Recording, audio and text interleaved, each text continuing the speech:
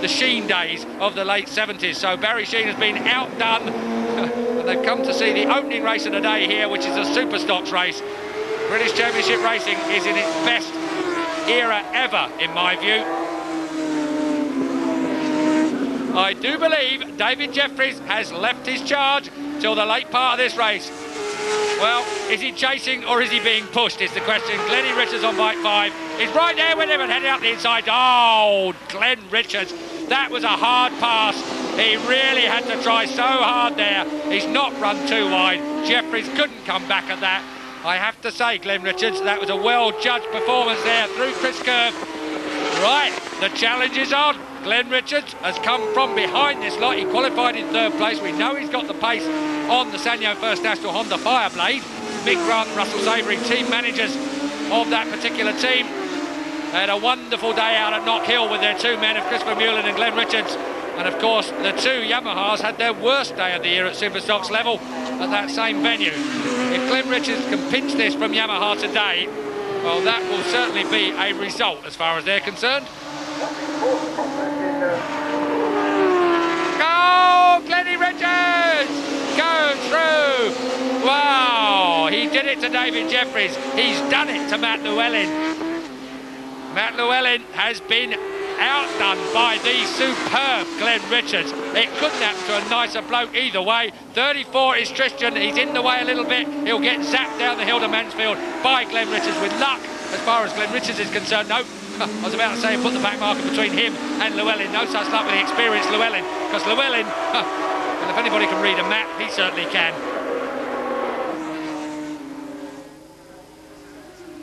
This is how they started the last lap.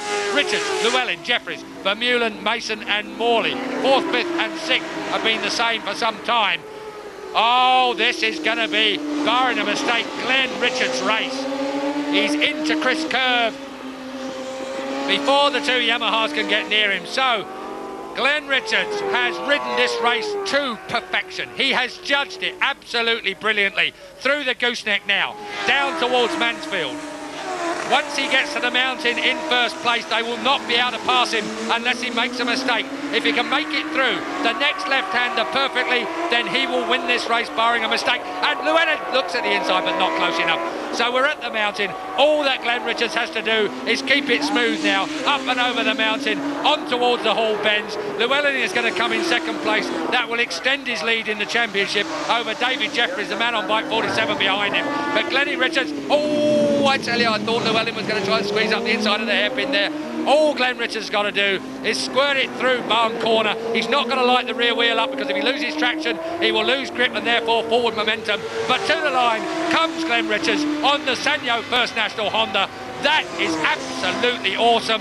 What a great job, what a nice guy, and superb to see him do it here at Cadwell Park. The opening race of the day has been a good start to the day, and Glenn Richards, after 16 laps at an average of 86.86 miles an hour, he didn't get pole position, but he got the fastest lap in the race win.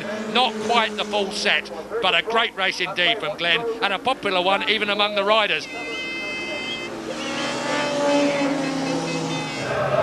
The huge Cadwell Park crowd then would have appreciated that from Glenn Richards. A brilliantly judged race win from him. Matt Llewellyn, the series leader, extends his lead over David Jeffries by beating him in the race. 2nd to him, 3rd to Jeffries. Christopher Mullen ends his day in 4th. Gary Mason on the Nick Morgan Racing Kawasaki in 5th place. Jamie Morley in 6th. Rob Frost 7th. And Steve Brogan in 8th. Got a bad start and I thought, well, you know, don't worry about it. Just sitting there and wait for the other guys' tyres to go off, and as soon as they started sliding, well then right, I'll make my move, and fortunately they didn't have anything to come back at me with. Well, you look particularly strong around the mountain section at the top there. Yeah, well the Honda is better through the tight stuff anyway, and we're pretty lucky that this track is nice and twisty, and definitely better on the brakes as well, so it allowed me to pass them on the brakes, so it was good. And pretty hard work as well, judging by that pace. Yeah, it was hard. I mean, I had to come through a lot of people, and they're all pretty good riders, so I had to work for it. Listen, congratulations, well done, thank you. Thank you. I didn't get the best of starts, really. I think I had a 3rd or 4th first lap, and just got my head down, got through to the front, I must admit, I really got my head down, did like 29.2, 29.1, tried to make a break, but just couldn't make a break, and then settled at that pace, and just like struggling for a bit of grip on the rear. Not a bike, not a tyre problem, just a bit of a bike setup problem, really. Like I said, I've had to hold the bike a fair bit for Cadwell, but we had some back marks. I think I hesitated a bit too much, and Glenn can obviously see what was going to happen behind, and nipped on the inside, and that was it. Couldn't get by him again. Talking about couldn't get by, it's a difficult circuit to pass on anyway, but didn't make that easy for you, did they? No, not at all. I mean, I came up behind Matt one lap at the end of the back straight and thought, oh no, I'm going in far too fast on the brakes. There was a funny whizzing noise and I couldn't work out what it was. And then Glenn Richards shot underneath me and I realised it was his brakes.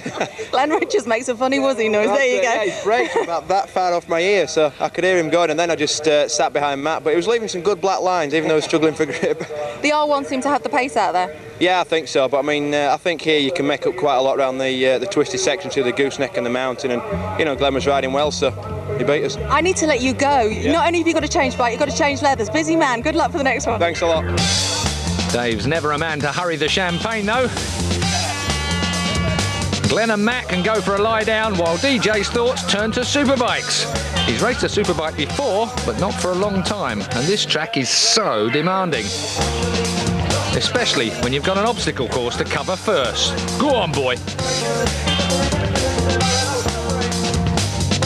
With 3 races left in the series, it's Matt Llewellyn that has an extended lead over David Jeffries. 13 points the difference between them, 17 back to Vermeulen, who has a 1-point lead over his teammate Richards. What a race this is turning out to be. Kenny Tibble leads the 125s, but his luck turned bad at Knock Hill, and it didn't get any better at Cadwell. The competition saw it as an opportunity to catch him. The 125s are next.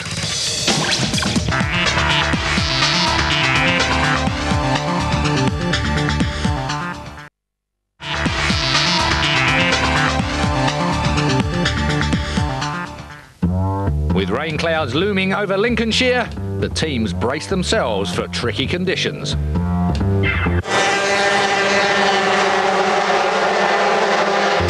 The 125 series leader Kenny Tibble, things couldn't get much worse. A crash in qualifying left him battered and back on the 5th row of the grid. By the way, that left foot has to do a lot of work at Cadwell. Not good. Jason DeSalvo was happy enough on the 2nd row, while Paul Robinson, 2nd in the series, starts from row 3. Alan Green is 3rd in the series and is among some relatively new names on the front row. Christopher Martin was on fire, nearly half a second quicker than 2nd qualifier Alan Green. John Pearson had a great qualifying too, in front of Stuart Easton. That's the front row. Pete Jennings on row 2, Lee Jackson, Jason DeSalvo and Michael Wilcox. On row 3, but a lot of work to do, is Paul Robinson, Sam Owens, Kenny Robinson and Christian Elkin. On row 4, Patrickson, Laverty, Davies and Jones. The 125 drama started early too. Jason DeSalvo's bike struck gremlins on the sighting lap. All he could do was watch his mechanics as they tried to save the day.